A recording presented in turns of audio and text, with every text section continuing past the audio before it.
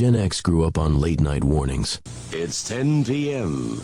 Do you know where your children are? Scared, straight. This is your brain. This is drugs. This is your brain on drugs. Any questions? And were inspired by movies that defined a generation. We were all pretty bizarre. Some of us are just better at hiding it, that's all. Hey, Doc, we better back up. We don't have enough road to get up to 88. Roads? Where we're going, we don't need roads. I feel the need for speed. We found our attitude in comedy. I'm Gumby, damn it! You see that sign? No shirt, no shoes, No dice. Right. Learn it. Know it. Live it. And our identity in pop culture. I want my MTV! I want my MTV. I want my MTV! What you talking about, Willis? Keep your feet in the ground and keep reaching for the stars. This is Gen X Men with Bill Rowland and Gary Dollarhide. Life moves pretty fast. You don't stop and look around once in a while, you could miss it. All right, welcome in, everyone. Once again, I am Bill Rowland here. That is Gary Dollarhide there. And this is episode 21 of the Gen X podcast. Yes, pop a bottle, open up a can of your favorite beverage, whatever it may be, as we are, as it says below, buy us a drink. This is episode 21. We're legal now. It's going to be all about Gen X and your first alcohol experiences and everything else when we were younger. It's a lot different, I would imagine, than the stories of maybe the kids today. I don't have kids, so I can't speak to that, but it sure does seem that way. We'll get into some fake IDs. We'll get into all sorts of the random beverages that you may not have remembered or have heard mentioned in years. And if you're like Gary and I before the show, you're going to hear someone go, oh, no, not that, because the experience you had with it was just so tragic. So anyway, things there in Central Maine before we get things started with the booze talk.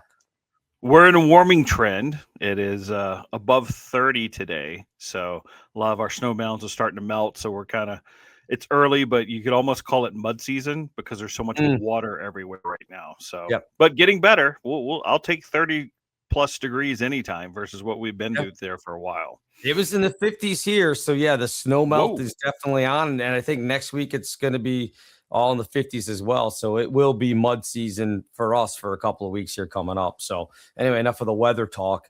Let's dive right into it. Okay. The first thing, for most people in Gen X, I would imagine it was either an older brother or sister or somebody's older brother or sister of, friend of your older brother or sister that probably introduced it. Now, you may have it different because you were the oldest child. I was the youngest. So my experience may be a little bit different. Now, we also have to give the background on this. I grew up with no alcohol in my house whatsoever. My parents did not drink. Now, my dad drank way too much. He ended up having to quit because of things we won't necessarily get into, but he quit drinking before I was even born. So there was that kind of, specter hanging over the house as well. But I never thought anything of it as far as like, we just didn't have alcohol in the house. What was your house like as far as that goes? So oddly, very much like yours, coming from strong Southern Baptist people, there was no alcohol in the house. However, there was, hidden away in a drawer, a jar. Because my grandfather and his brothers were known to make their own back in the day. Beautiful. So there was a jar. But again, for my father, it was strictly medicinal. He would mix it and use it as cough medicine. So so other than that, I mean, I remember they went to Hawaii in '84, got a bottle of champagne, and that bottle is probably still sealed somewhere in their house. My parents were just not drinkers. Yeah. So for me, it wasn't the older brother sibling.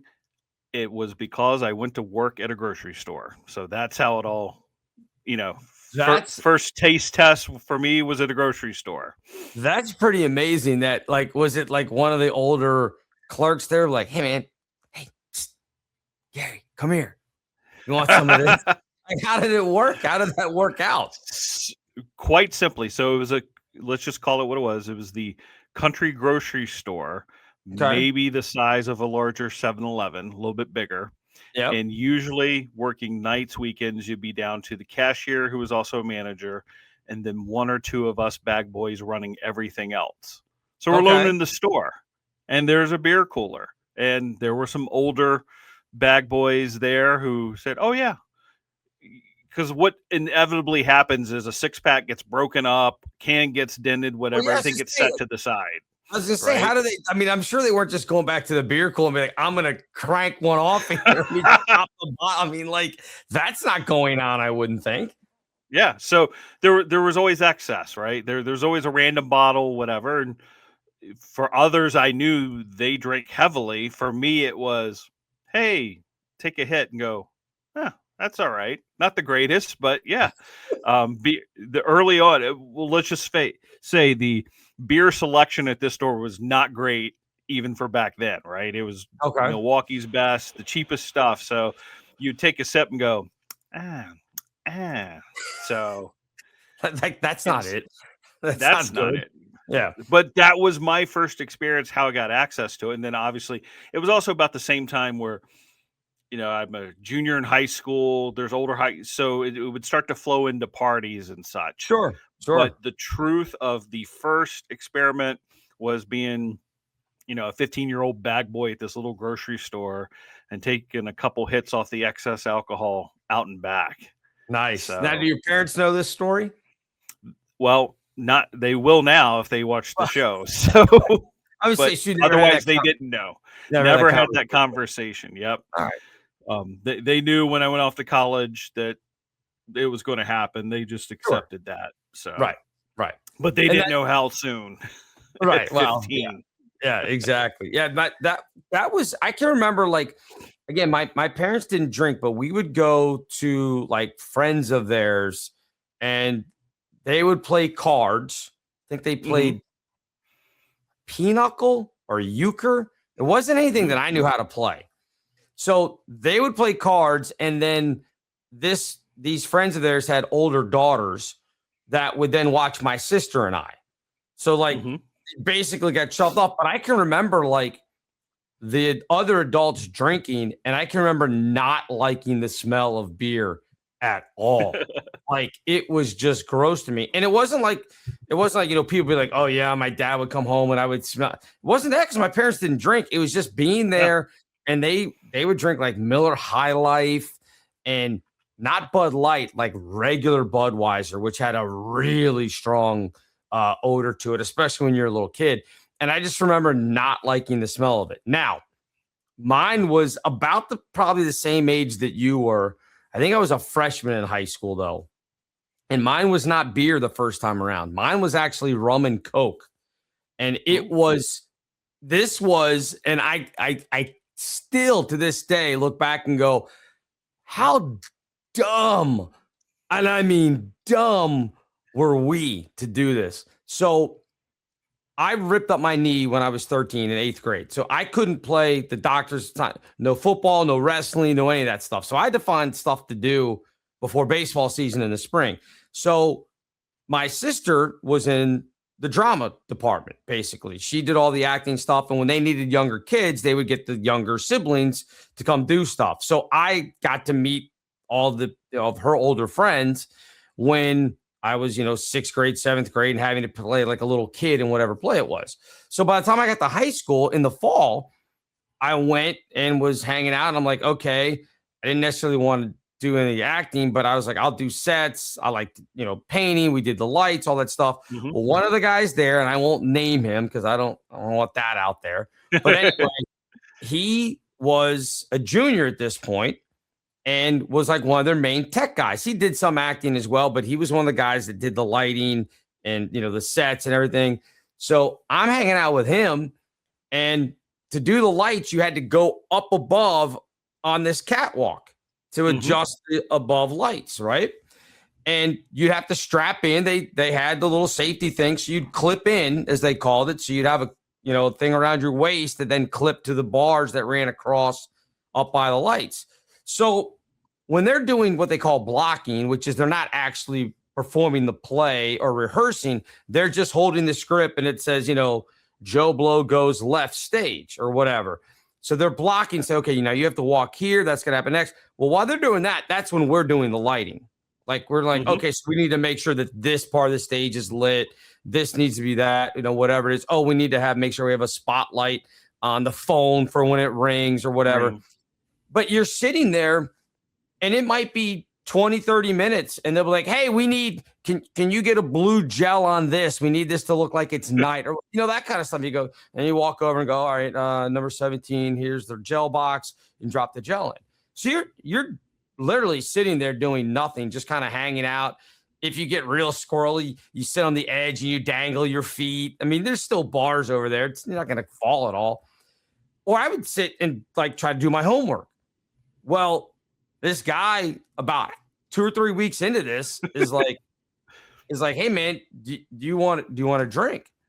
And I was like, oh yeah, I didn't bring, because we would bring snacks there, everything. I'm like, oh yeah, I didn't bring my Cokes up. They're down. I was like, all my stuff is down on the stage. I said, I really don't want to go down the ladder. And he's like, no, I got you. So he just hands me what literally looked like this with the out of the top. And I'm like, you didn't drink out of this, did you? He goes, no, I poured it out. He goes, it's fine. I was like, all right. So I took a sip and I was like, that tastes weird. I was like, are you joking with me? Like, what is it? Is this like a flat? Like, what is this? And he just started laughing. He goes, oh, there's rum in there. And I was like, what? And he's like, yeah. He goes, you got to pass the time somehow. And I was like, okay. So I took a couple more sips. I'm like, it's not good, but it's not bad. I'm like, it's all right.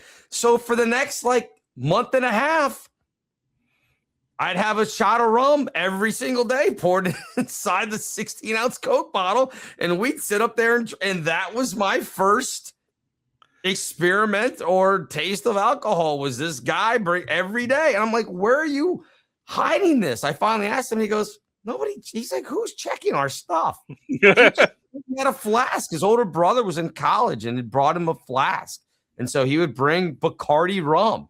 And he'd pour out a little bit or drink a couple of sips. If it was mine, he'd pour it out into a cup and then drop the shot in and shake it up and hand it to me. And I mean, I'm sure it wasn't enough to even get me buzzed because it's one shot with 16 ounces or whatever.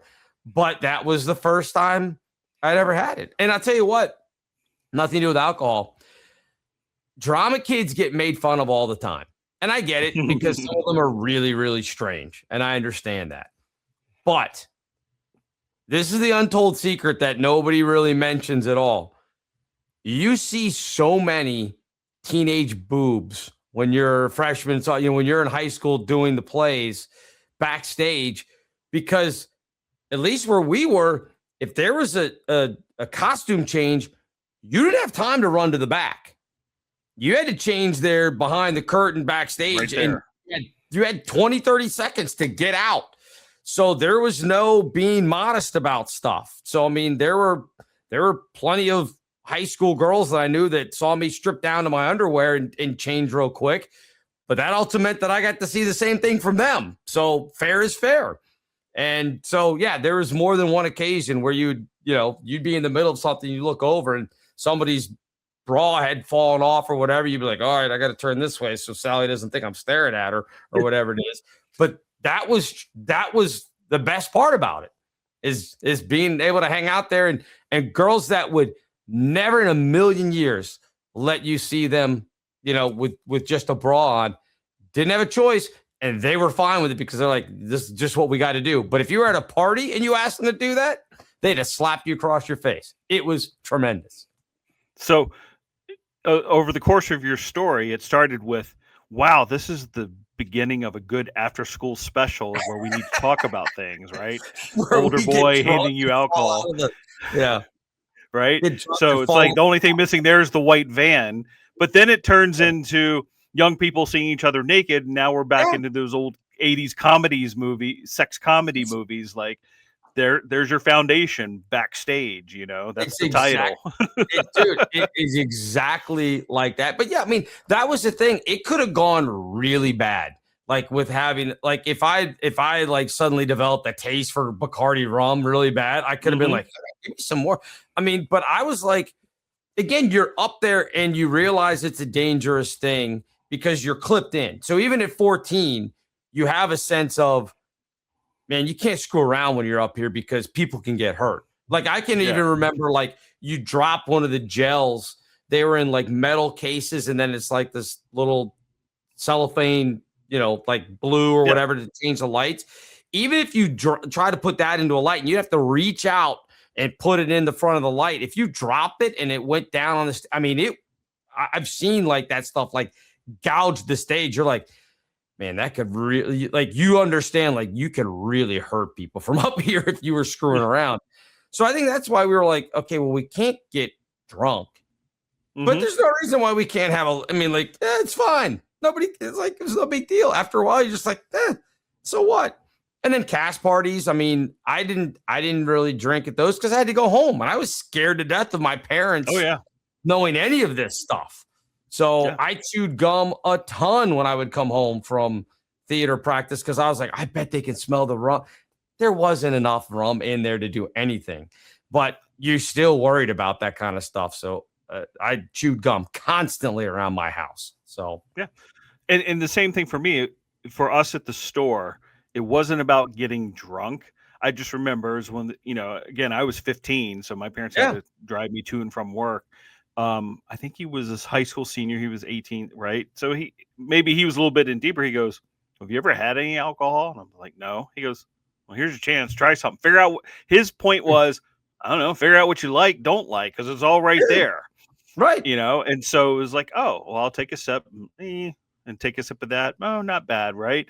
Because we were still at work and you didn't want to get tanked. Still had to do stuff. Didn't want to get tanked. Didn't want the manager to figure it out. Like you said, worry about smelling. And then, can my parents smell it, etc. So that was more the experimental phase, which I will say helped me because not long after that, when you're 16 and you're really getting out on your own, and we're talking the farm parties and everything that went on, the alcohol abounded. So you kind of knew you didn't have this, oh my God, I'm going to try it, right? It kind of took the mystique away from it because I'd already had some and kind of figured out what I liked, didn't like. And so being now in these new environments where much more older kids and there was alcohol, it was just, okay. It's sort of like you said, the parties is like, I'm not getting drunk. I'm okay. And, there's no peer pressure on like what they do say on the after school movies, but it was just already new. The gates didn't open up till we got to college at George Mason. So, that's a whole secondary story we'll get into here shortly. But so it was helpful because, again, like your parents, mine didn't drink. I had no idea. You got to have that initial introduction somewhere. Right. So to me, it was like, oh, is it work? Here's a little bit of a sippage. You weren't trying to get people to buy it for you. It was safe. So I never in high school had to have somebody buy alcohol for me. Somebody else always had it. It was just, whether it was older brothers or whatever. My sister was old enough that when they changed the laws in DC, when it went from 18 to 21, she by a week was grandfathered in. So she would still be able to go at 18, but she wasn't a big drinker. And I certainly wasn't going to ask her to go buy me anything because I figured she'd rat me out to my parents. So I was like, I can't trust her on any level to do this. She'll hold it. That's against right. me. So I was like, I'm not going to ask her. But the other thing that we used to do in high school, and again, just dumb, was going to a football game or even to a basketball game. You'd go to 7-Eleven, you'd get yourself either an orange Slurpee, and then you'd add vodka to it, or you'd get the cola Slurpee, because those were the two flavors that they generally was. Cola was always there, and every once in a while they'd have orange, and then you'd add the rum to the Coca-Cola Slurpee. We used to do that all the time, and then go into the games and do stuff. And There's a couple kids that were dumb and got caught because instead of just mixing it in your car, they tried to bring it in and continue to mix it. Well, how dumb are you to stand in the middle of a gym as there's a basketball game going on, and all of a sudden you're like pouring. Just get a couple more drops in there. Like, it was just dumb. I mean, so they got caught, and you'd be like, all right, see you later. But yeah, teachers would ask us all. I mean, teachers knew. We thought we were pulling something over on. They knew. They just didn't care because they had more important things to worry about, like their own life.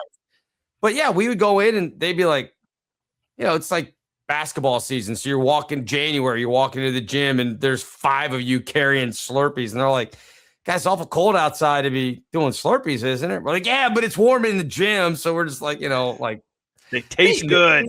Yeah, they knew. Yeah, we just want the sugar rush. It was like, no, we're not dumb, And then, of course, once you got a couple of guys get caught, you had to stop doing. Then you're like, well, now they're going to check everybody. You can't do the Slurpee trick anymore because these knuckleheads ruined it for us. So then you have to come up with something else. But that was the main thing for football games and basketball games. You just use the Slurpee and pour the alcohol in there. I don't recommend it. It doesn't taste great if you don't have the right mix. And when you're 16, 17 years old, you don't know what the right mix is. And so usually this stuff was way too strong alcohol-wise, or there wasn't enough. And you're just like, I really didn't want to have this big giant Slurpee and just taste Slurpee. This sucks. So you had to get good at it, and it was hard. I remember the older kids, and we talked about this earlier. Matilda Bay was a wine cooler in the late 80s. And it came in a box with a bladder on the inside. Like boxed wine, basically. Like boxed wine, right? So you could open the box, pull the bladder. And that is what got taken into games at the high school level because you just put it in your backpack. And like you said, no one was checking anything. So not like now. They would take the bladder in, and you could carry large volumes in because there'd be 4 or 5 people carrying it in their backpacks, and no one's paying attention to the backpacks. And then with the easy pour spout, they could just pour it off real quick, like set it between their legs, hide behind people. And that is the way I saw it most of the time. There may have been people with a little bottle of nips, etc., but that seemed to be a trend at one point, was the Matilda Bay drink bladders brought into the backpacks. See, I don't remember Matilda Bay at all. That never crossed my radar at all. I do remember, of course, the other wine coolers like Bartles and James and California coolers. We had those, and they were okay. They were tasty. Like if you're at a party, whatever. This is more in college, but if you had a party, you would always make sure that you had to have wine coolers. For the ladies. Yeah, absolutely. Don't necessarily drink from the keg beer. So you'd have a cooler of wine coolers off to the side. And I had more than one of those in my time, but they weren't great unless you got like strawberry flavored or something and it masked. I'm not a wine drinker even now. I don't like the taste of wine. I think it's gross. But yeah, I mean, unless you got like a good flavored one, unlike Zima, but that wasn't a wine cooler. That was a malt beverage mix or something. Gross. I still remember Zima being nasty. Some people loved it back then. I was like, this stuff is gross. I don't know. Maybe it's because my first experiences were with hard liquors like rum and whiskey and, Jack and Cokes and stuff like that. And, the vodka Slurpees, which is basically just a frozen screwdriver is what it is. I never really took a taste. I mean, I drank a lot of beer, but it was more to get the buzz than it was like, oh, this is a really tasty beverage. Like you were a connoisseur. I never understood. Your tasting notes in a notebook somewhere. Bud Light, my God, it's not that great. It's fine for what it is. But I never got into that. Never did. So I'm the same way. I always, when my sons ask me or other friends, it's like the taste of alcohol, after that college spree was just never a big thing to me. Like I didn't go, I need something refreshing. give me a beer. Like Right. it was really rare, random, even to this day, until just because 3 weeks ago, I just know because I said it's time for that to go. I had a can of Sam Adams winter lager that is floated around for 2 years, Right. just sitting in the fridge. I just Yep. alcohol, it's always had an odd taste to me. You know, certain mixed drinks are good at certain times, but just your random beer, wine, definitely, I agree with you on that. I just don't have a taste for it. It doesn't make me go, wow, that's fantastic. Right. And maybe it's something you do develop, or maybe it's genetic. I don't know, but it just never for me did it ever cross the border into this needs to be an everyday thing or a weekly thing. Yeah, no, I don't get the people that can sit there and I mean, look, I was in Chicago recently with George Mason, met up with another Mason alum up there, and we went to he used to work in Chicago, so we had this local bar that he liked to go to. So we went there Mm-hmm. and I had a couple of beers, but it wasn't like, oh, I cannot wait to get out Right. and get like I got to it and I'm like, all right, what do they have on tap?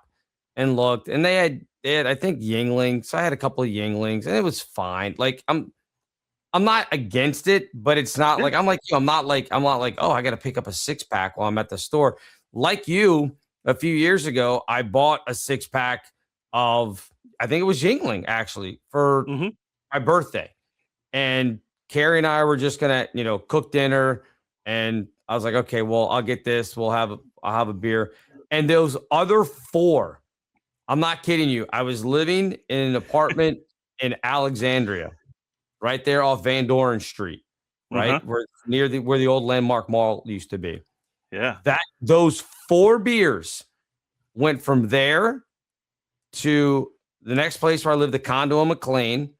And then I stayed in the same condo complex. The woman that owned the condo that I was renting unfortunately passed away. So they were selling it. And I was fortunate enough to find another one to rent in the same place. It went there with me. So now we're going on year 3 of these things. And I finally popped one open. I forget why. The morning show that I was producing, we were working from home. And I don't remember why we were decided to drink on the show the one day. And so I was like, yeah, I have a beer. So I pulled it out, popped it open, took like 2 sips, set it off to the side. This is like 6 a.m.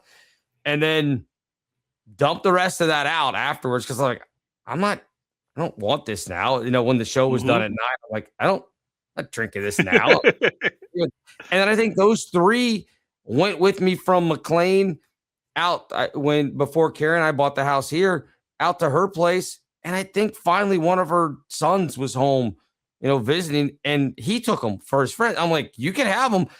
They're 4 years old now at this point, but good luck to you. And yeah, I don't know. But yeah, for 3 years, they just sat in my fridge. Even now, I don't even know if there's any beer in the house right now. I know out in the garage, little tiny freezer or refrigerator, I have a bottle of Bullet bourbon that's sitting in the little freezer thing in the bottom. That's 5 years old now because one of my buddies gifted me that when I finished chemo and we had a big kind of, hey, I'm done with chemo party. And he brought me a bottle of Bullet and it still hasn't been finished. So that tells you 5 years and I haven't finished off that bottle yet. It tells you how often I drink. So, yeah. I mean, for my heritage and everything, I do have a jar of Old Smoky apple pie in the fridge. That's awesome. But that thing will probably last me 10 or 15 years because it'll be like, let me pour a shot of that, sip on it, and then I'm done. So if you imagine shots and then in a mason jar, it's going to last me a while because it's just not part of my norm. But sometimes it's like, hey, I need a little nightcap. Let's have a little sip of that and call it a day. Yeah. So, but I know with my son, I'm fairly confident. I don't think he's lying. He hasn't had alcohol, but I can sense he has no desire. Right. And then if you go with my stepkids, it's not really part of their world either. So, I don't know if it's a generational change for them. It seems like that. They don't I know alcohol was around them growing up, so it's not part of their thing. And I don't hear the stories from other people our age with kids about like, oh, my kid got torched and had to go pick. I don't hear that, so I don't know if it's a change. But I will say what is definitely different, especially here in the state of Maine where it's legal, is the use of cannabis as an alternative. So unfortunately, they get involved in that earlier here. Yeah, and if you see some of the studies that just came out, and again, you're adults, do whatever you want. I'm not telling you how to live your life. I don't care. I've never had weed, never done weed, never wanted to. It's fine. I don't care if you do it. It's your life. Same thing with cigarettes. I don't smoke cigarettes either. If you want to do it, it's your life. Go ahead.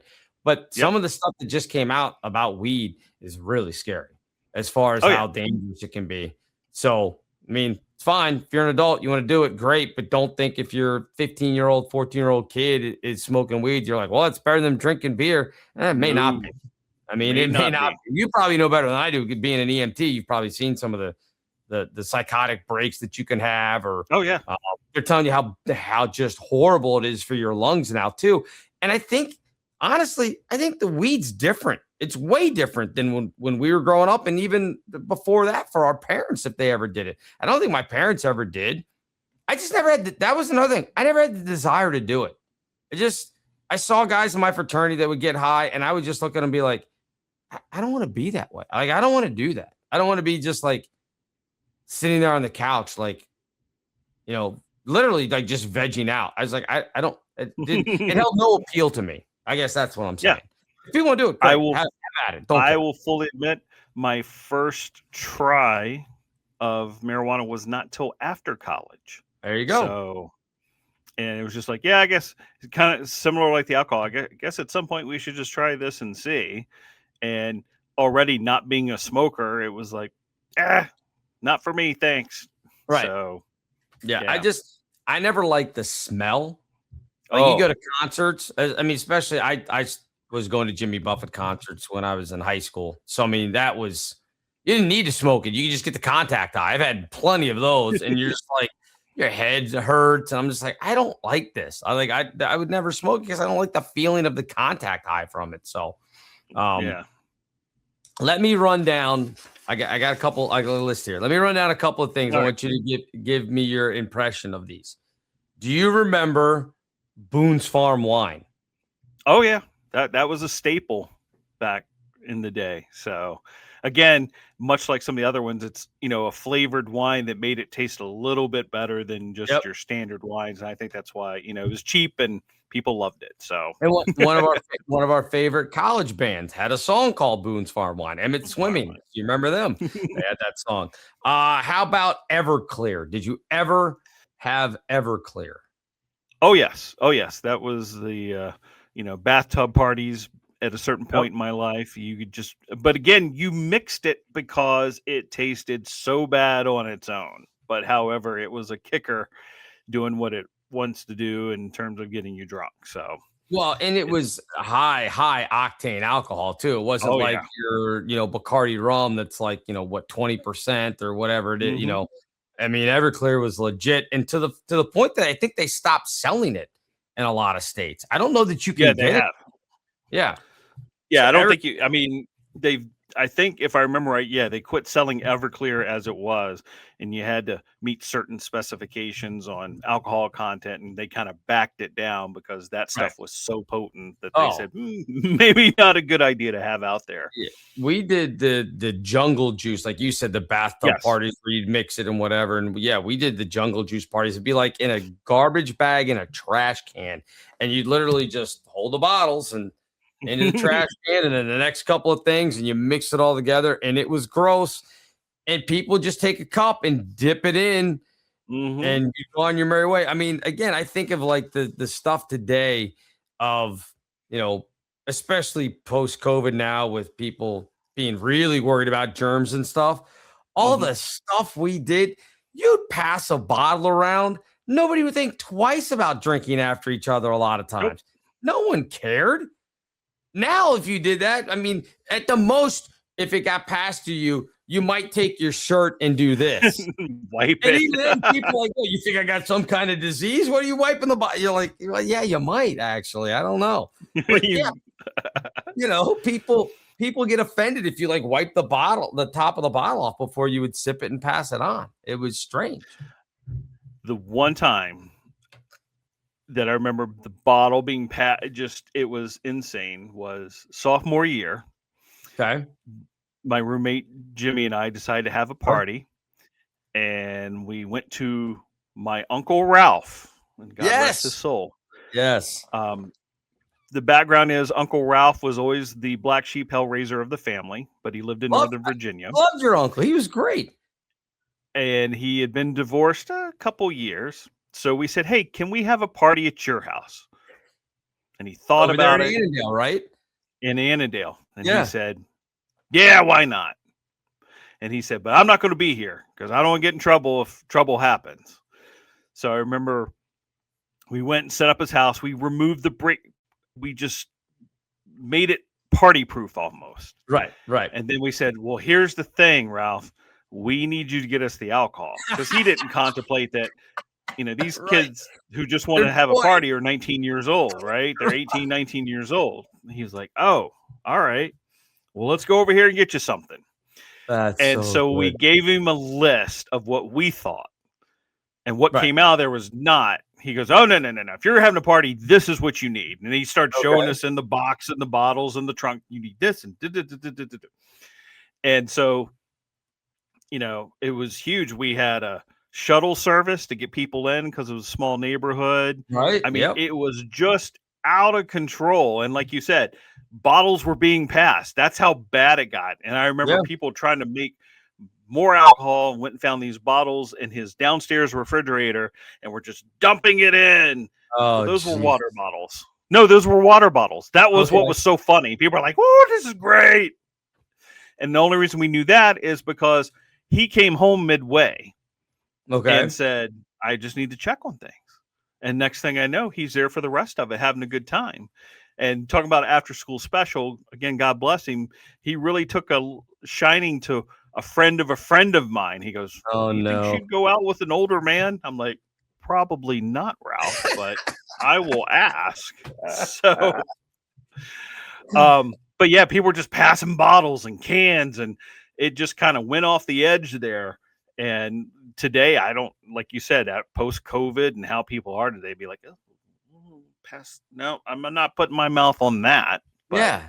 But you did, and you survived, and it was no big deal. I shared a solo cup more than one time with a chick at a party. So, or just find one. I mean, I know I've done that many times. Like, oh, that one's empty. All right, can you fill me up? Yeah, just hand it, right? Yeah, it's plastic. It'll be all right. Nobody was taking a Sharpie and putting their initials on their cup back then. That was not happening. All right. How about Mad Dog? Mad Dog 2020. Kind of the same thing as Boone's. I mean, it was just a grape wine, very cheap. And we know you could always, I remember the one trick was some of the homeless guys, because they loved it. You'd be like, hey, go buy me a bottle and get you a bottle. And that was the trade-off to get it. So you would be able to get the bottle back from him. Right. But it's good stuff. It's dangerous. We had a kid in high school that was trying to go and get booze like that. And so he's like, I'll just find, one of the guys hanging around outside the ABC store, and I'll get him to buy it for us. And we're like, all right, good luck. And so he went off and he came back and he didn't have anything. And we're like, well, I thought you were going to was there nobody there? And he goes, no, the guy wouldn't give it back to me.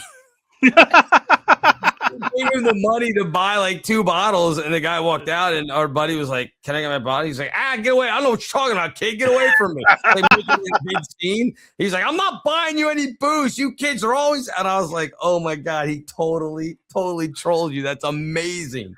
So good.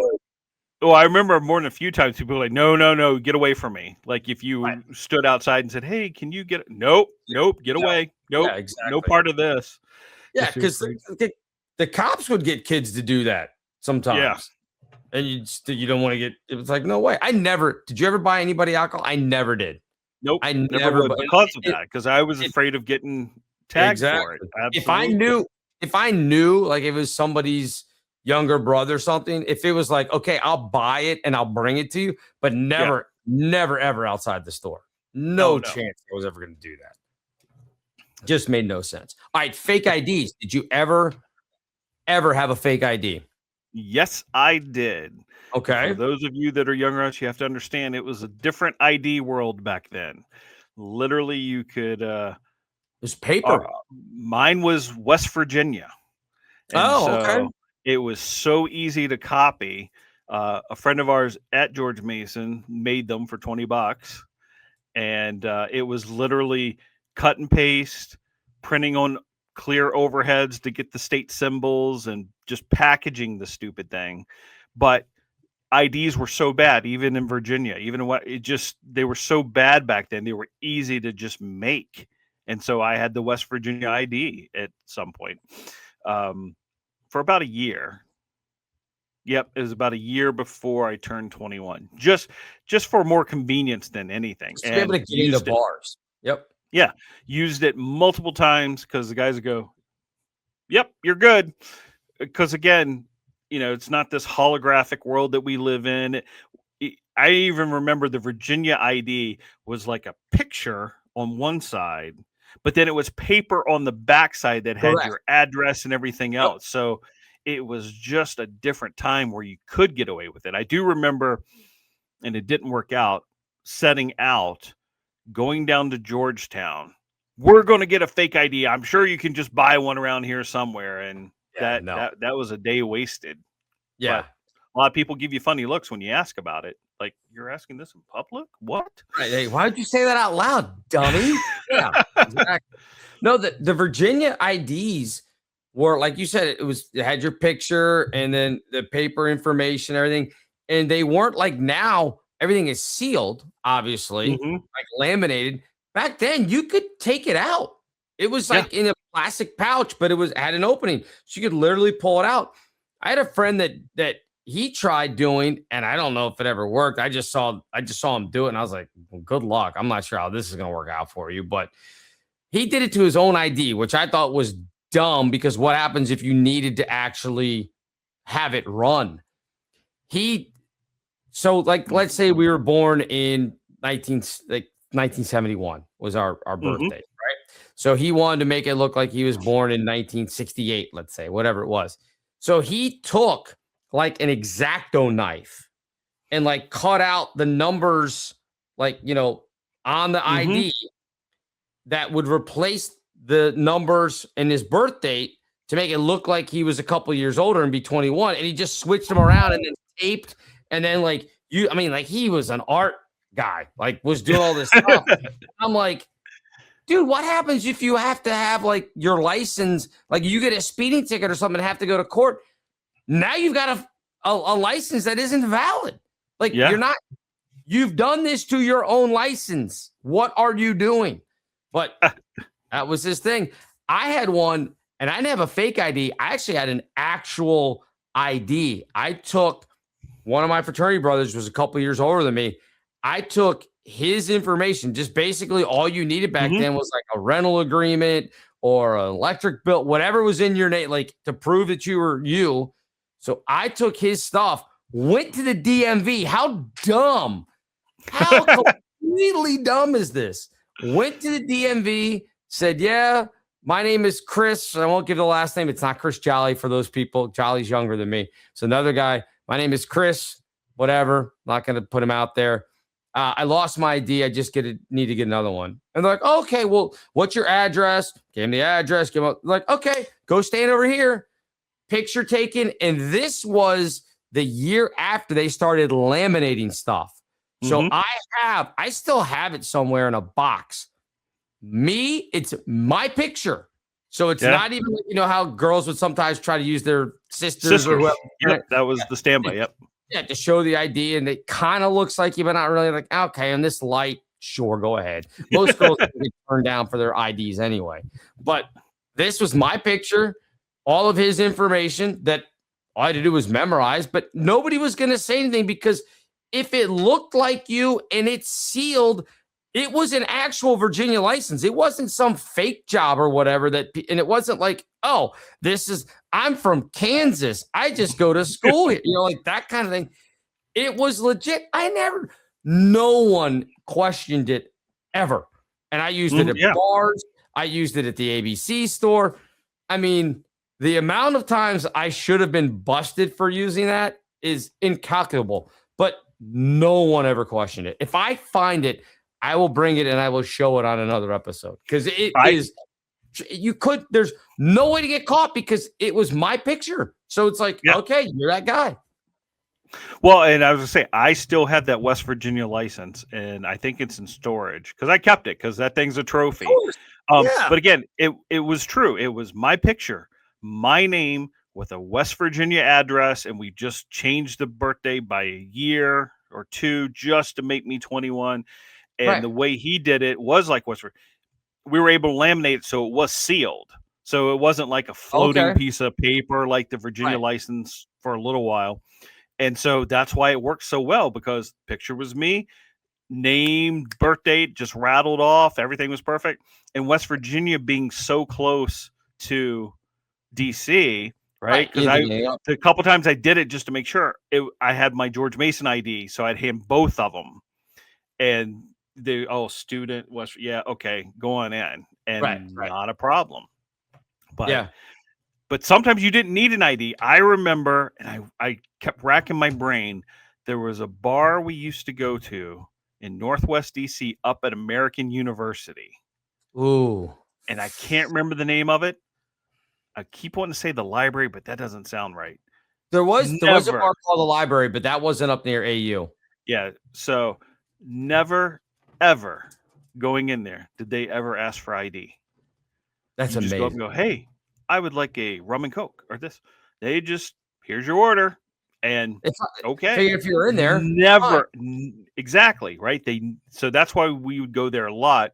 Because my roommate time, Jimmy's sister was up in that area. And it's like, well, we'll just go I wish I could remember it. But never, ever carded any of us, anytime, nothing. Just, what do you need? Okay, here you go. So there was glory of DC. Yeah, there was a right off of Huntington Avenue. For those of you who grew up in Northern Virginia, you know where like Edison High School is and Telegraph Road and all that. There was a convenience store off Huntington Avenue that I'm not going to say that it was a Korean guy that owned it because I don't know. It was an Asian guy that owned it. He may have been Korean. I don't know, Japanese. He could have been Vietnamese. I don't know. He never carded anybody until one day he must have gotten busted and then started carding people because that's where everybody would go to get their beer. And then somebody went in the one day and grabbed the beer and brought it up and was like getting ready to pay. He goes, no, you guys put that back. You're not old enough. I know you're not old enough. And I was like, uh-oh. This is a problem. So he must have got busted for something. They must have been taking it out, and then he got caught. So I'm sure he probably got fined, and he was livid at the kids. Because again, he just figured, oh well, it's illegal. They're not going to try to buy it if they're not allowed to buy it. But yeah, they would go in there. Friends would go in there all the time, get a 6-pack from the again, they said Korean grocery store. I don't know if the guy was Korean, so I don't want to say that he was, but so yeah, that was pretty brutal. Well, you figure if every young person knew, then somehow the intelligence unit with the Virginia ABC agents knew as well and finally got to him. Right. That's what I again, and maybe this is why I was probably would have been a horrible step parent. And I was blamed for that a couple times. My ex, her 2 daughters, did not like the fact that I was hip to all of the stuff that they tried. I mean, like, you know, you're just like, yeah, you're not. Quick story.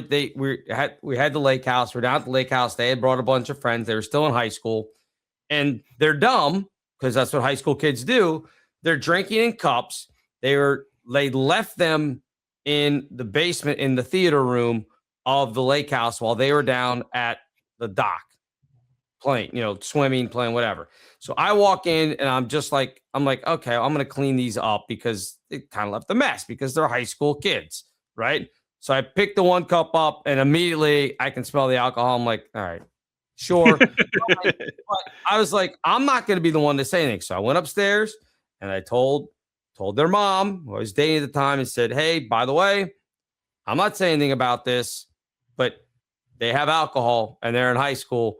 You do whatever you want to do about it. So she was pissed, made them come up, and they, boys and girls both, and made them dump their beer out. They're like, dump it. And one kid, like, she's having them do it right there. They're all like lined up, like you would think, like you would see like in a sitcom or something, like pour it out. And most of them were doing it or whatever. And they had bottles of alcohol. And I'm like, oh, you're not throwing that out. I just took it and put it in the closet where my you dump the bad beer out. Well, I'll keep that vodka bottle or whatever. And then the one kid is like sitting there and he's like, trying to do this little thing. He's faking cracking the beer and then just like holding it off to the side. Dude, we can see there's nothing coming out of the can, you moron. So she lit him up. I was like, yep, you deserve it. So I'm sitting there. So we go back upstairs and the kids are out, doing their thing. They're back outside. And the youngest daughter, who was her friends, and they were only like 15, 16 at the time. They were young. And mom goes, is there any more alcohol? And she goes, no, I swear that's all of it. And she goes, okay. She goes, okay, well, you can go hang out with your friends, but you better hope there's not anything left. She walks out, and as soon as she left the room, I went, go look in the attic. And she's like, what do you mean? And we had the upstairs, and there were 2 bedrooms upstairs, and right across from one of the bedrooms was where like the HVAC and everything was. Basically like an attic. Utility. So an empty room, utility room, sure. But I called it an attic because it had the beams and everything else. Yeah. It just happened to be on the top floor. I said, I guarantee you, if there's more alcohol, and there is, it will be in that room. I said, they went upstairs to get what they were going to show you was all the alcohol. It took them a while. So they devised a plan and had to separate whatever alcohol they were trying to keep. It is in that attic. I said, I will stake everything that I have that there's more alcohol there. And she goes, why? You don't trust them? I said, they just brought alcohol to the house when you told them prior to coming, no alcohol. No, I don't trust them. And she was like, okay. She was, but you're going to have to apologize when there's, I was like, okay, absolutely. She went upstairs, and 2 minutes later, she comes down holding 2 6-packs. And I just went, I try to tell you, like, this is exactly what I would have done. So, of course, I knew her. So they couldn't stand the fact that they really couldn't pull anything over because we've done all this stuff. Mm-hmm. And maybe some parents would be like, oh, they're just being kids or whatever. I'm like, that's fine. They're just being kids. I didn't want to punish them. I just said, I know where the stuff is. I know what's going on. So we're dealing with information here. Yes, exactly. And like you said, I'm telling you this, you decide what to do with it. Right. And that was my whole thing. It's like, if you don't want to bust them, leave it up there. But I'm telling you, there's alcohol in that HVAC room across from their bedroom. It took them way too long to bring what was all the booze downstairs. It shouldn't have taken them that long, which means they were hiding it. And they're not going to hide it in the room because they're going to think that you're going to go in there and search the room. You won't search the HVAC room. Sneaky kids. Mm-hmm. So my question for you, I have mine. Okay. And it's not to glorify it. Did you have one outstanding experience that went bad with alcohol? Like something that just sticks in your head of this was the peak of just bad. Yeah. Oh, absolutely. I tell this story all the time. You might have been with us for this, or maybe it was the year before. Myrtle Beach. Okay. Oh, yeah. Okay. Go down. Actually, I think this was before. This was before you came down with us that one year to Myrtle Beach. Yep. So I had friends of mine in fraternity that worked at Outback Steakhouse. Mm-hmm. And we were going down every year at the end of the school year. All the fraternities and sororities went to Myrtle Beach for a week. And these guys were telling their boss at Outback that they were headed down for the week. That's why they're not going to be on their shifts and everything else. So their bar manager or whatever, the day before they leave, they're working their last shift before vacation, comes out and hands them 2 bottles of Jägermeister and says, on me, have a good time. So we're driving down to Myrtle Beach and we're talking about it. I'm like, that's amazing. 2 free like Jaeger bombs. This is going to be awesome. So we get down there and it's me and a guy named Lee Baldwin and Chris Jolly was the other one. And I'm pretty sure this was Chris's first year in the fraternity. So anyway, we get down there and we start drinking and we get ripped up off this Jägermeister. And if you've never had Jaeger, it tastes like black licorice. At least it does to me. It's awful. I do like it. I'll admit that's one of the few I do like. But again, it's sipping, not drinking. We were shot and giving them to girls for shots and all this other stuff, and woke up the next day and had the worst hangover and throwing up, and just awful. So we all made a pack right then. The empty bottles were there. And I guess Myrtle Beach, if you want to find me for littering now nearly 30 years later, have at it, I guess. I guess it's more than 30 years. We went out on the beach and dug the deepest hole that we could and dropped that Jaeger bottle down into the sand and covered it back up and said, never again. And didn't touch the second bottle and gave it away, I think, to some sorority girls or something. And I have never had Jaeger again.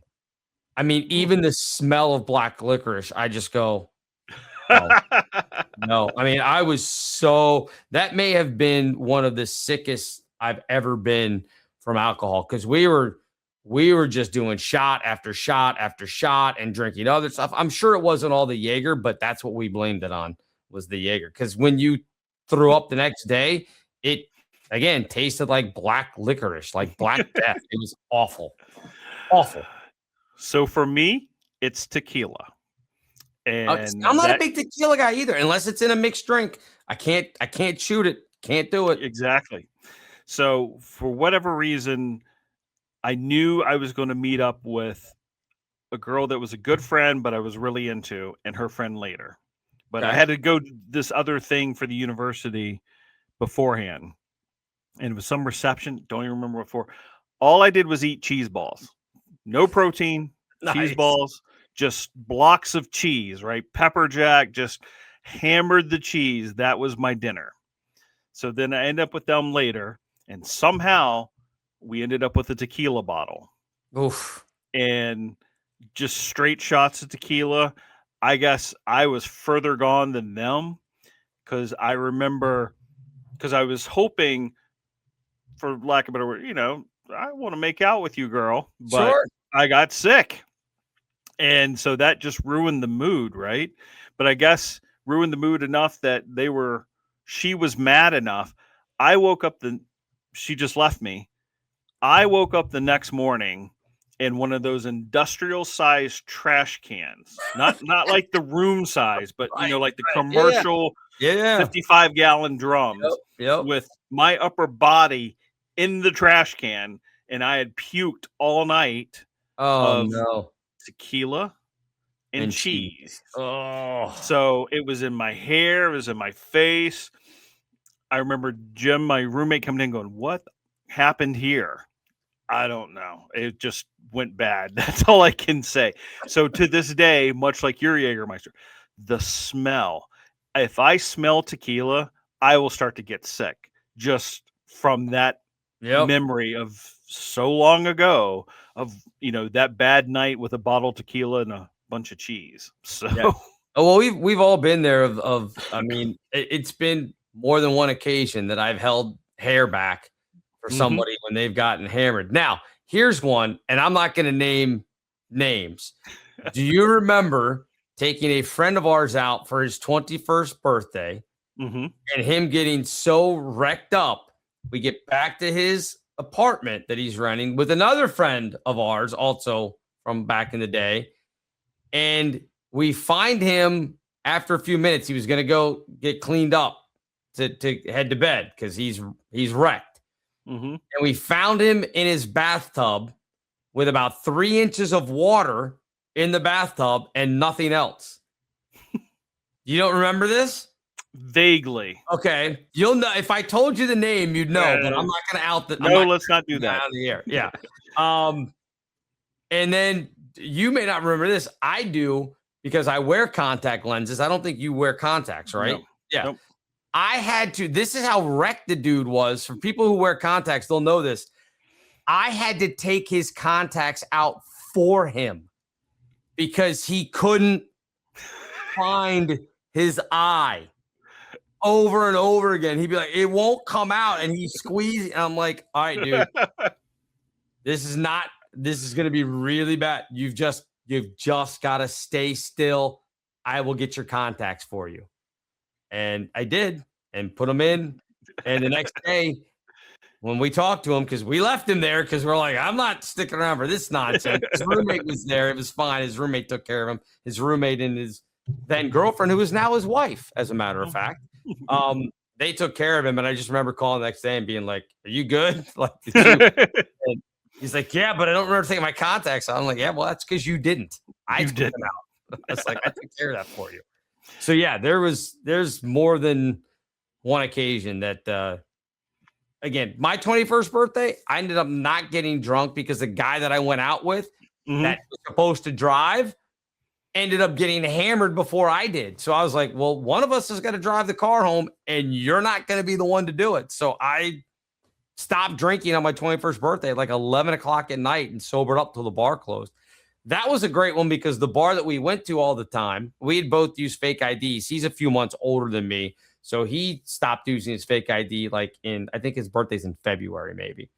So we get to it. And again, I've been using this fake ID with the same bouncer for like weeks. It was at the old, not the Black Rooster.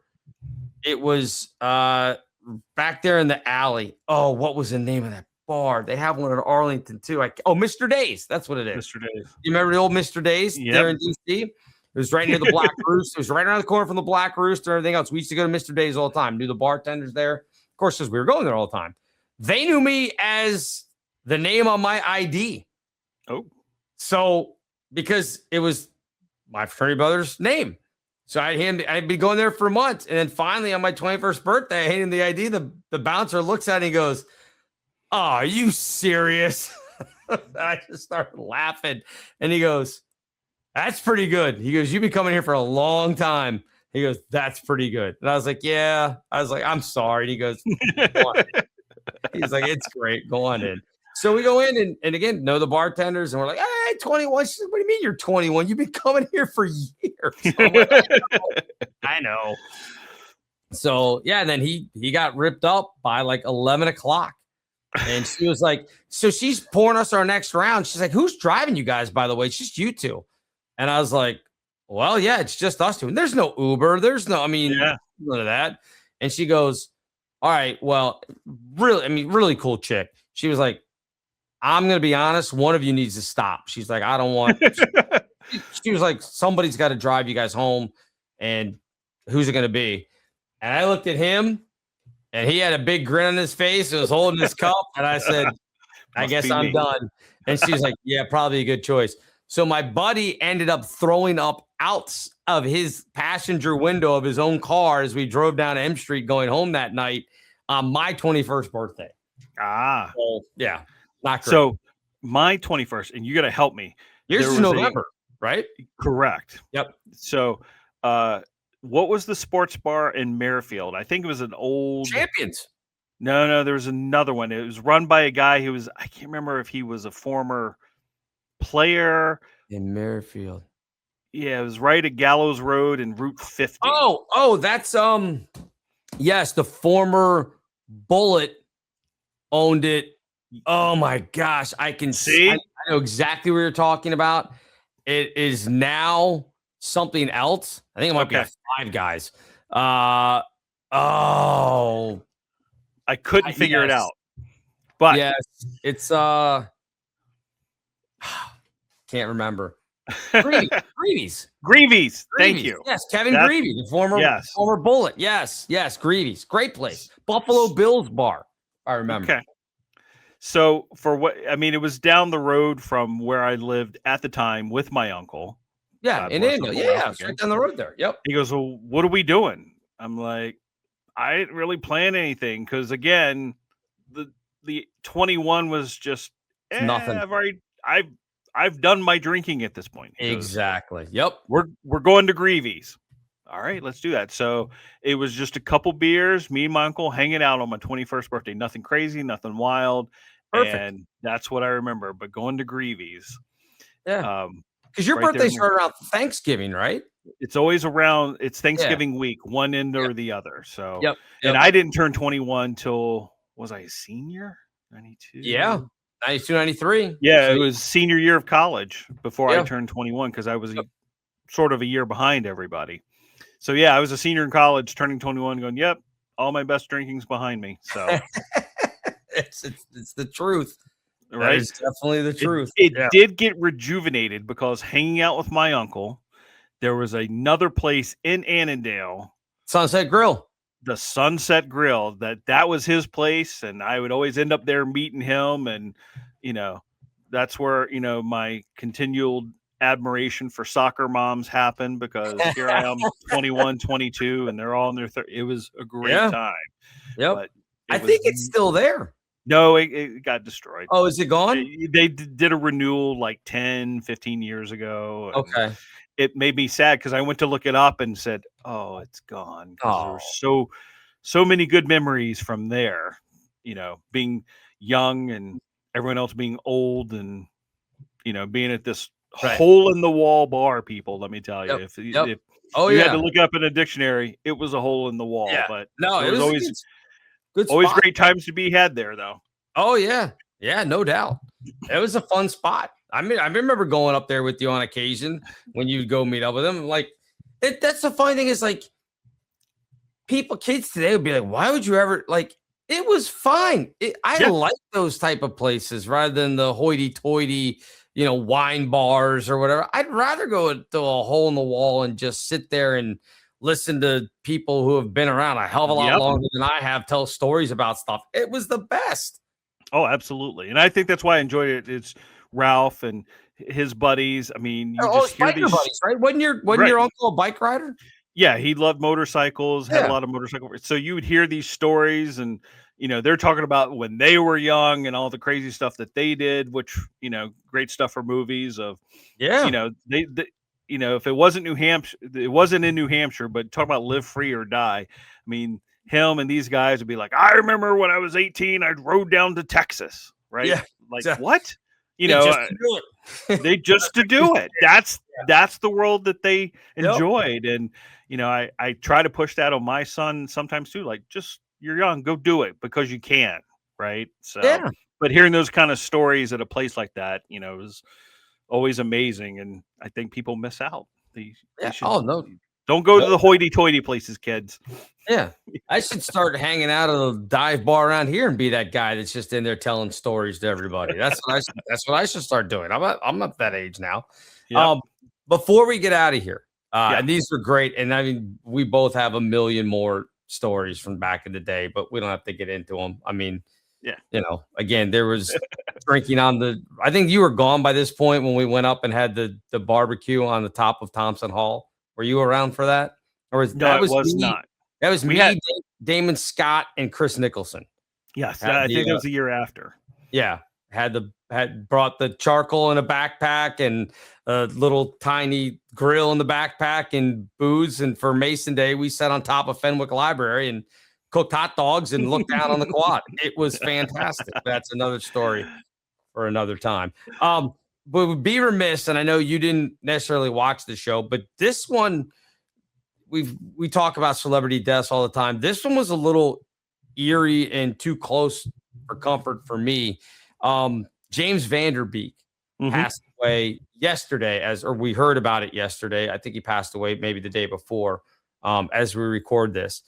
And the show that he was on, Dawson's Creek, is not a Gen X show. Maybe people will argue that, but we were already close to 30 years old.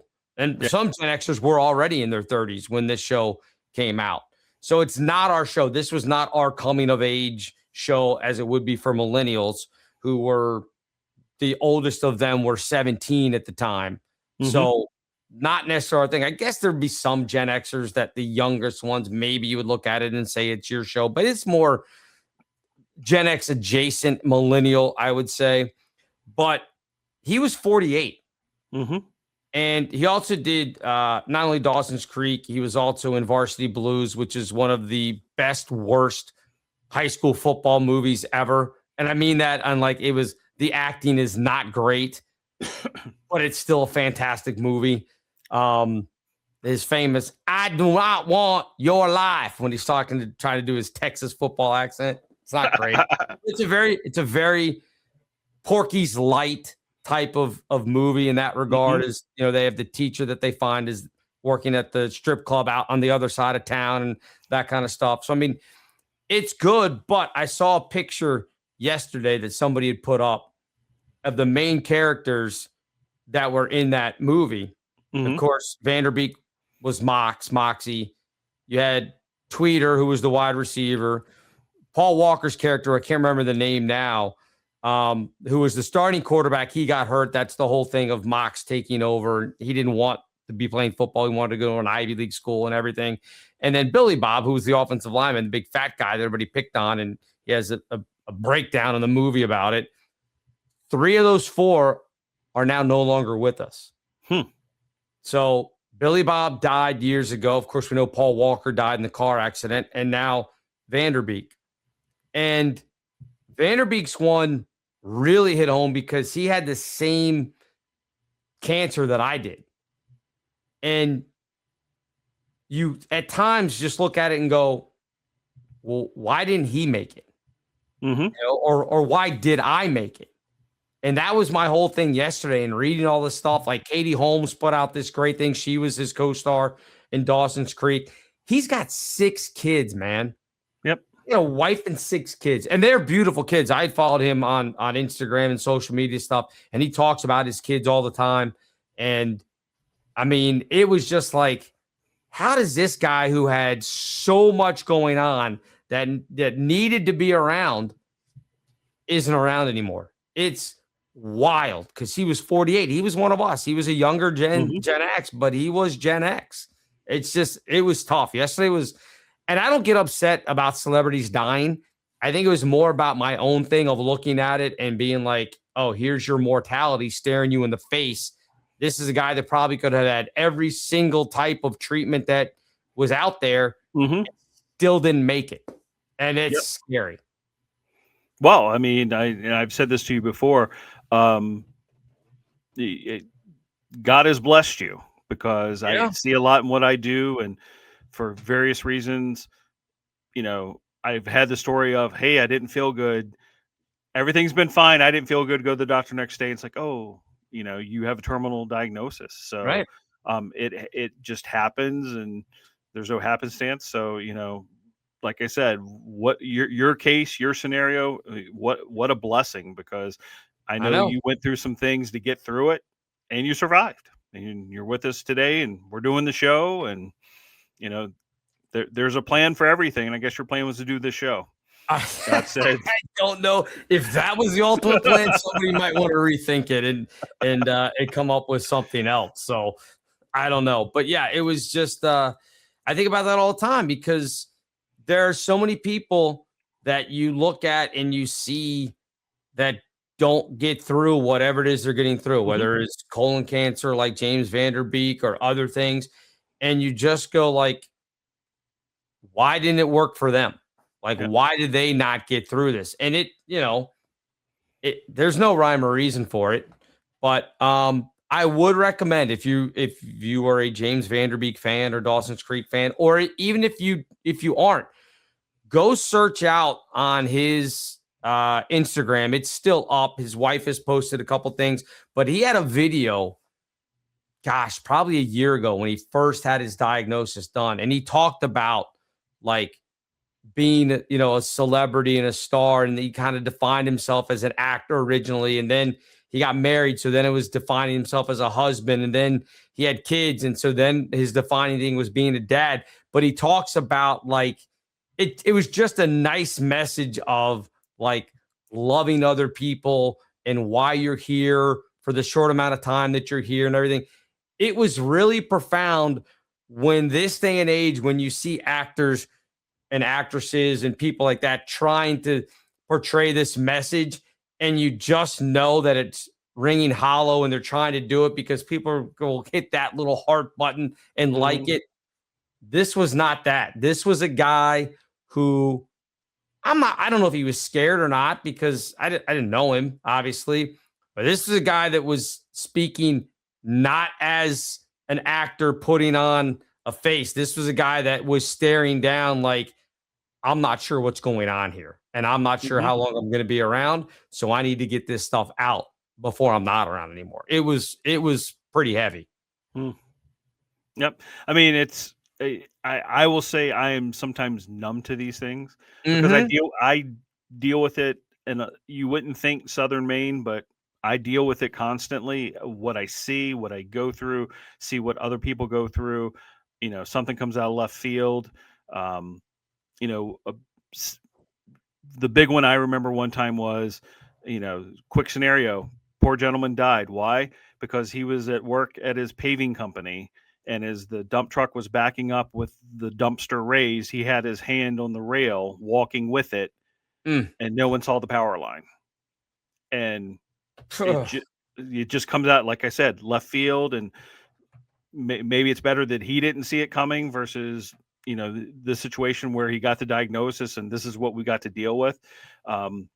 You take advantage of your time and think about things. That's why I tell my son and the stepkids a lot of, you don't understand because you're so young and you feel immortal and you don't think about these things. But being on the other end of it, I see it at work. What you went through, you take those moments and go, stop and think, enjoy the world, embrace it for all it is, because we're not here very long if you just look at it from that perspective. It feels like it when you're 20, not when you're our age. Yeah, no, I mean it, and I look back and think about stuff like how fast things have gone, and you just realize like, wow, I mean, I wish I had done this, I wish I did that. Not that there's any regrets because you end up where you're supposed to end up. I firmly believe that. So I don't have any regrets about what I did or didn't do, but you go, you know what? If this is something that you want to do, you should do it. Like you should, like if there's a place that you want to go visit it. If there's something that you want to try it while you're young, because you may not have the opportunities as you get older, or it may slip by you and you never got a chance to do it. So, but not to end on a heavy note. So I got to ask you one more thing about it being 21. So we won't end on a downer at all. First off, we're this late in the show. If you haven't liked and subscribed, I don't know what you're doing. So you might as well go ahead and do that now. But do you remember, as being out the bar and you'd order a Corona, and of course you had to get it with a lime? Do you remember the process of being able to sink that lime? Were you a guy who sunk the lime, or did you just let it sit on top of the bottle and just drank it with it there? How did you do it? Definitely a lime sinker. Yes. The little trick, the two tricks I was always told is you're going to take a sip off the bottle to reduce the volume inside a little bit. And then when you turned it back over, you just didn't fling your thumb off. You kind of moved it to the side to let the air escape so it didn't spew everywhere. Right. So that was always a good trick for people who don't know. If you don't drink Corona, I'll do it with this with the cap on so I don't spill it over my laptop. That would be a disaster. You would get the bottle, they'd put the lime in, and you didn't want a big giant lime that you had to like smash in there. You want a little one, just drop in, it would float at the top. You would take your thumb and put it over the open, because obviously the cap is off.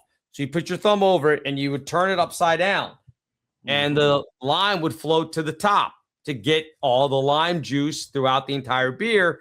And then when you put it back over, of course, it's a full beer, it would start to foam a little bit. So you either had the people who would do this and take that first sip, or if you were like Gary, a pro, you'd just be able to gently take your thumb off and maybe for effect have a little couple tiny bubbles spray up, and then you'd hand it to the chick that you bought the Corona for, and she would drink from the top of the bottle that you just had your nasty thumb on. And nobody thought anything about it.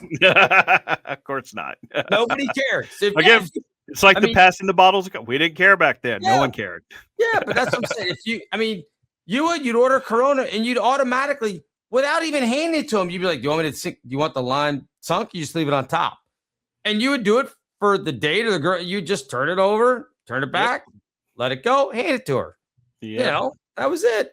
Style points. We did it. It's all about the style. Let me take care of that for you. Exactly. Exactly. That's how you did it. It was better than handing her a Bartles and James strawberry cooler or whatever it was. You know, those two guys were cool. Those were funny commercials. I mean, they weren't even actors. So yeah, no, the commercials were good. I mean, I think about it. We didn't get deep into it, but like they used dogs to sell us beer. Yep, Spuds McKenzie. Spud McKenzie. I had a poster of Spuds McKenzie on a surfboard, a Bud Light poster in my room when I was in high school. Like, what did I need that for? I wasn't drinking Bud Light, but Spud McKenzie was on a surfboard. You had the Stroh's commercials where Alex from Stroh's would go get the beer out of the fridge for his owner. It's a great commercial. They use dogs to sell us beer. I mean, it's no different than the cartoons. We can get into, the camels selling cigarettes and all that stuff. But it's just, I was just thinking about that. I'm like, yeah, the stuff that I remember about beer commercials were the dogs. Spuds McKenzie was the coolest thing around. All the chicks loved Spuds, and Alex would go get beers. It was great. So, anyway, we don't have to go down that long road. Do you have any final thoughts here before we call it a day and finish off our legal episode of the 21st Gen X-Men podcast? In the words of Indiana Jones, it's not the years, it's the mileage. This concludes this episode of Gen X-Men with Bill Rowland and Gary Dollarhite. Gen X-Men is now off the air.